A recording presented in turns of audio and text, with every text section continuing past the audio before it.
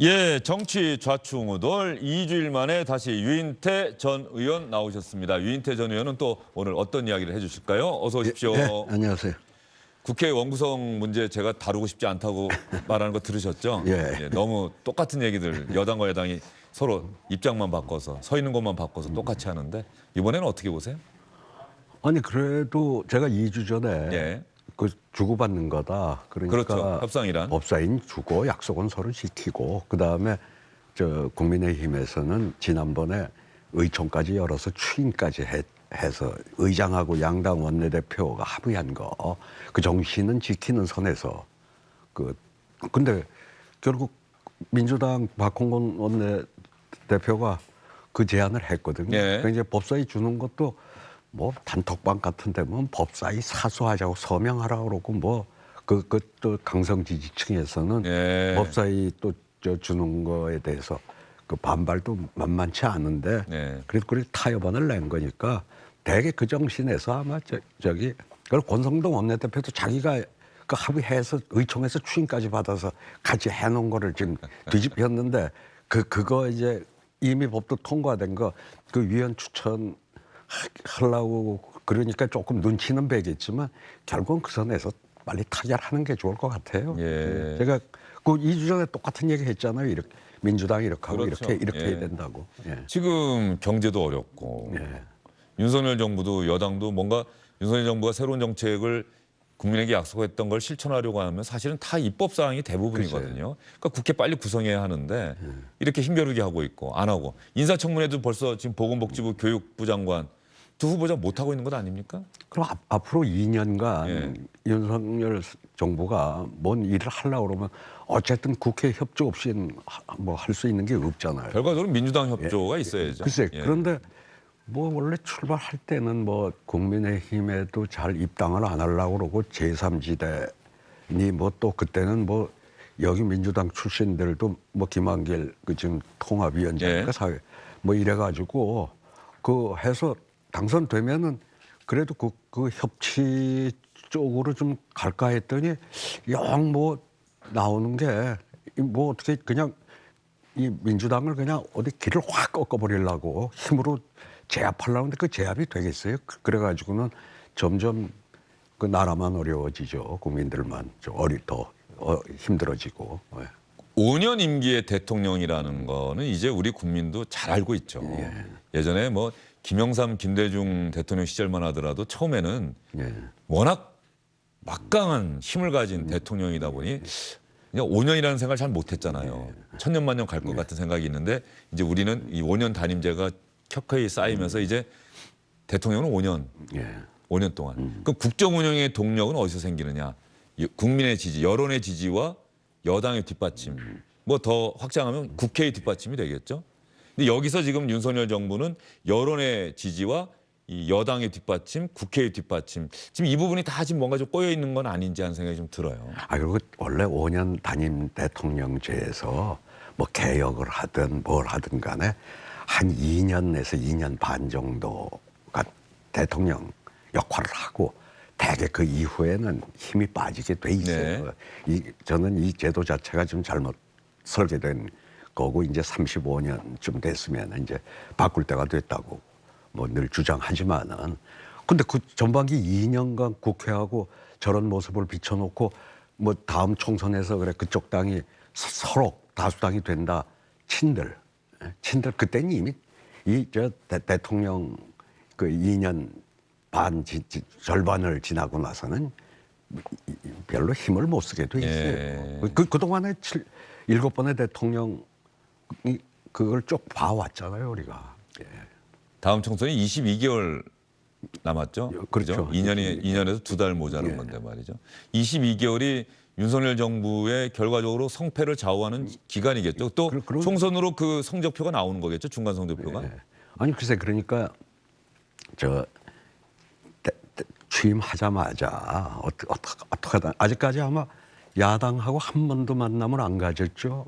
국회의장단 뭐 그러고는 뭐 계속 그 지금 그 나오는 게 뭐 전부 문재인 정부 뭐 지우기에 지금 나서고 하여튼 야당하고 그렇게 전선을 뭐 전방위로 넓히고 있어요. 아마 지금 이 돼 가지고 민주당하고 잘 서로 협력적인 분위기를 그렇게 끌어갔다고 그러면 아마 지금 대통령 지지율이 지금의 지지율은 아니었을 거라고 네. 봐요. 저는 지금보다 훨씬 역시 윤석열 대통령 잘한다 소리가 나왔을 건데 뭐 사방에 저렇게 전선을 넓혀 놓으니까는 왜 저래 뭐 이게 지지율에 반영된 게 아닐까 그렇게 보여지네요. 우상호 민주당 비대위원장의 성향이나 정치 스타일 감안한다면 이번에 아마 순방 갔다 오면 대통령들이 해외 순방 갔다 오면은 여야 지도부 초청을 해서 그러죠. 그 순방 성과 설명하고 예. 협조 당부하고 그러지 않습니까? 참여하겠죠. 대통령실에서 연락이 간다면. 하겠죠. 예. 자, 민주당 상황. 예. 오늘 유인태 전 의원님 나오신다고 해서 아까는 다루지 않았는데 네. 이재명 의원은 나오는 걸로 봐야 되겠죠. 대표 경선에. 글쎄 뭐 다들 그렇게 전망들을 하고 근데 도리로 봐서는 안 나오는 게 왜 이렇게 서두르는지 저는 지금 윤석열 대통령도 너무 모든 게 지금 서두르면서 일이 꼬이고 있다고 조급하다? 보고 조급해. 예. 아니 집무실 옮기는 것도 그렇고 저는 이 경찰 권력이 굉장히 비대화됐기 때문에 저 통제 방안을 만들어야 된다는 거는 국민적 공감대가 있다고 봐요. 네. 예. 그런데 저거를 그 무슨 행안부 장관이 몇 명 자문위원들 몇 명이 그 뭐 며칠 만에 저렇게 권고안을 만든 거를 그것도 시행령만 가지고 뭐 해치우겠다. 그러니까 저렇게 반발을 저거는 정말 그 국민적 좀 합의가 필요한 사항이고 또 국회와의 그 협력도 필요한 사안 아니겠어요? 그러니까 경찰 권력 비대화된 그 경찰에 대해서 좀 통제를 할 수 있는 제도를 좀 만들어야 되겠다는 거에는 여야 없이 저는 그 공감대가 이루어져 있다고 봐요. 근데 저런 문제를 저런 식으로다가 하고 마찬가지로 저기도 뭐 지금 그 행보가 윤석열 대통령 취임 뭐 당선자부터 워낙 좀 왜 저래 서둘르지 조급하지 이랬는데 그 이재명 의원도 지금 똑같아요. 예. 그날 개표하던 날 저쪽 당선 지방선거? 아니요 대선? 대선 예. 저쪽보다도 먼저 나서서 승복하면서 민주당은 잘못이 없다. 오롯이 내 책임이다.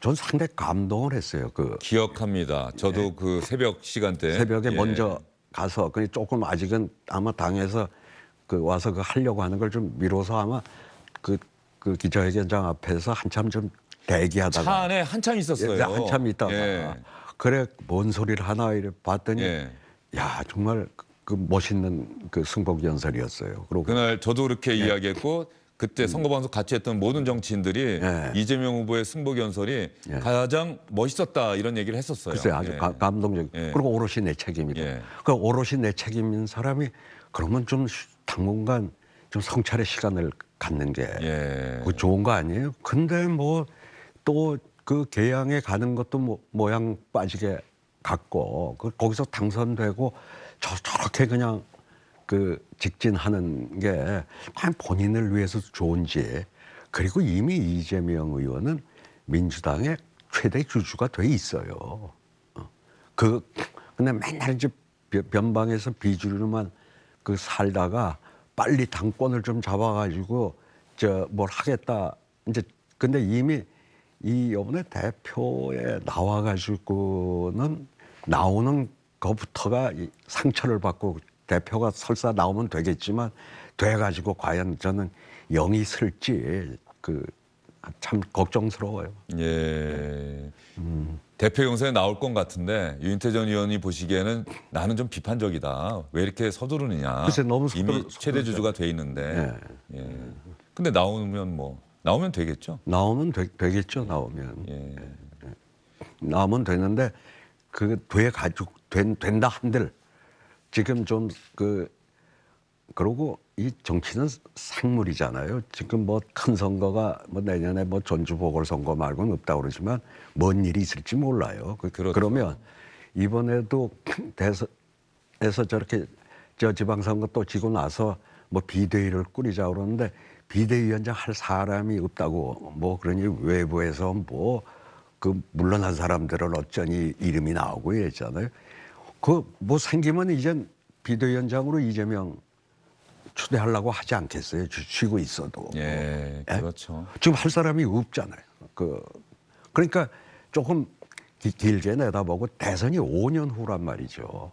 근데 왜 저렇게 서두르는지 그러니까 누가 그러대요. 이재명 의원이 살아온 삶은 어떻게 보면 한국 사회 최하층에서 화전민의 네. 아들에서 저렇게 정말 개천에서 용이 나게 저렇게 컸다는 게 이제 그 스토리가 상당한 또 감동을 주는 게 있잖아요. 근데 그렇게 살아왔기 때문에 누구 말을 잘 안 듣는데요. 이제 혼자 전부 결단하고. 아니 요새 이제 왜 저러냐 그랬더니 가까운 사람들이 남의 말을 안 듣는다. 이제부터 좀 이제 다시 국회로 왔으니까 그 국회의원이 됐으니까 좀 남의 말 좀 듣는 정치인으로 좀 성장해 갔으면 좀 적응을 했으면 좋겠어요. 그렇게. 유인태 전 의원이 한번 만나셔서 조언을 해주시죠. 뭐 보자고 그래야 보지 뭐 제가 뭐 연락해서 보겠어요. 알겠습니다. 유인태 전 의원과의 인터뷰였습니다. 오늘도 좋은 말씀 잘 들었습니다. 예. 주영진의 뉴스 브리핑 시청자 여러분 잠시 후에 다시 돌아오겠습니다. 주영진의 뉴스 브리핑 오늘은 여기서 인사를 드릴 시간이 됐는데요. 조금 전에 국민의힘 김정재 의원이 혁신위 구성과 관련해서 이준석 대표 혼자서 5명을 추천했다. 다른 최고위원들은 1명씩 추천했다. 이렇게 말하지 않았습니까? 이준석 대표가 바로 실시간으로 반응을 보였네요. SBS 방송에서 김정재 의원이 제가 혁신위에 5명을 지명했다는 허위 사실을 이야기했다.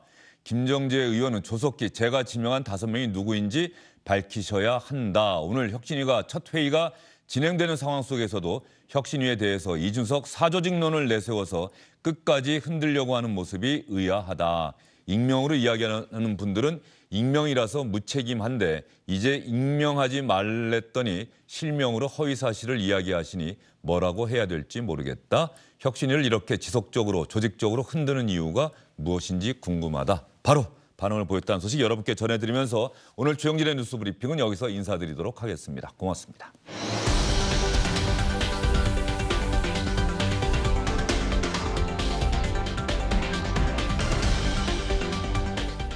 안녕하십니까, 주영진입니다. 더 많은 뉴스와 라이브 이벤트를 보고 싶으시다면 화면 오른쪽을 눌러서 구독해 주시기 바랍니다. 저희 SBS 앱을 다운로드 받으시면 뉴스 속보 알림도 받아보실 수 있습니다. 텔레비전으로도 SBS 뉴스, 유튜브로도 SBS 뉴스 잊지 마시기 바랍니다.